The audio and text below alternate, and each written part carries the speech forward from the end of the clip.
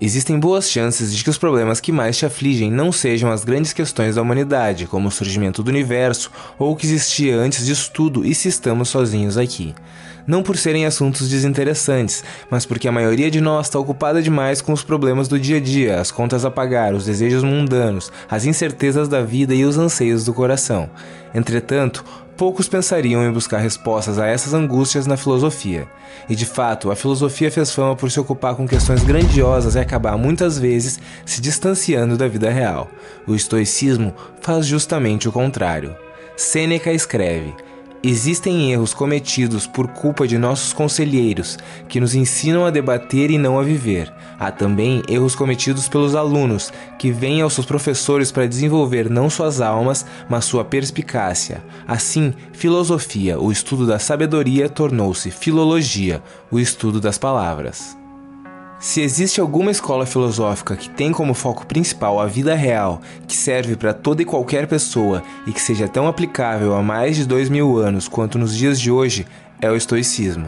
Ou então, qual seria a melhor maneira de descrever uma filosofia que tem como dois de seus maiores nomes, Marco Aurélio, imperador romano e homem mais poderoso de seu tempo, e Epicteto, um escravo aleijado? Dois extremos que só se encontram no terceiro grande nome do estoicismo, Sêneca, um dos maiores intelectuais do Império Romano, que foi da alta posição no Senado ao exílio, retornando mais tarde à alta posição como conselheiro do imperador Nero e finalmente sendo condenado à morte pelo próprio imperador. O peso da liderança, o sofrimento da escravidão, o desespero da decadência e o medo da morte. Não parecem problemas nada distantes dos que enfrentamos hoje em dia. Mas como os estoicos lidavam com essas dificuldades e todas as outras que a vida nos apresenta? Não é o que acontece com você, mas é como você reage que importa. Epicteto. Uma das principais lições do estoicismo é diferenciar a experiência externa, ou as coisas que estão fora da nossa mente, da experiência interna, ou as nossas interpretações e reações à experiência externa. Basicamente, é o mesmo que separar o que podemos controlar daquilo que não podemos controlar, para então gastarmos a nossa energia somente com o que podemos controlar. Não importa o quanto nos esforcemos, nunca teremos total controle sobre os eventos externos. A percepção que os outros têm de nós, a nossa posição no mercado de trabalho e até a nossa saúde. Claro que podemos e devemos fazer o possível para sermos bem-sucedidos, cuidar da saúde, etc. Mas nunca sabemos o que o destino reserva. A única coisa que temos total controle é como vamos interpretar e reagir aos acontecimentos. Marco Aurélio escreve: a felicidade da sua vida depende da qualidade de seus pensamentos. Tudo que o imperador romano escreveu ganha outra dimensão quando nos damos conta de que ele escrevia exclusivamente para si mesmo numa espécie de diário, que viria a ser publicado póstumamente com o nome de Meditações. Então, quando Marco Aurélio diz: não perca mais tempo discutindo sobre o que um homem bom deveria ser, seja um. Ele dá um tapa de luva na sua própria cara, mas por tabela acerta todos nós. Estamos diante da obra do homem que foi o mais poderoso de seu tempo, considerado o último dos 5 bons imperadores de Roma, que não tinha motivo algum para parar e refletir sobre seus vícios e as suas virtudes. Mas ao invés de ser corrompido por tamanho poder, ele se preocupava em ser um homem bom e justo, sabia que as atitudes falavam mais alto do que as palavras, e do alto dos seus luxos concluiu: muito pouco é necessário para uma vida feliz. Está tudo dentro de você em seu modo de pensar. Ideia essa que é base fundamental do estoicismo e ecoa nas palavras de Sêneca. Até que tenhamos começado a viver sem elas, não conseguimos perceber o quão desnecessárias muitas coisas são. Nós vínhamos usando-as não porque precisávamos delas, mas porque as tínhamos. Um pensamento que se mostra cada vez mais verdadeiro em um mundo crescentemente consumista e encontra morada no atual ressurgimento do minimalismo como forma de vida. É no mínimo curioso que algo que foi escrito 2000 anos atrás, quando se tinha tão pouco comparado aos dias de hoje, chegue à mesma conclusão que estamos chegando agora. Provavelmente pela nossa falsa concepção de que podemos sufocar a infelicidade adquirindo coisas e tentando mudar o que nos desagrada no mundo externo, caindo por terra outra vez. Os estoicos eram claros quando diziam que o que deve mudar é o nosso processo interno. Sêneca escreve: se você realmente quer escapar das coisas que o incomodam, o que você precisa não é estar em um lugar diferente, mas ser uma pessoa diferente. Não podemos fugir de nós mesmos. A qualquer lugar que formos, vamos nos encontrar. Mas será que temos como achar paz de espírito independentemente das condições externas, não importando o quão adversas elas sejam?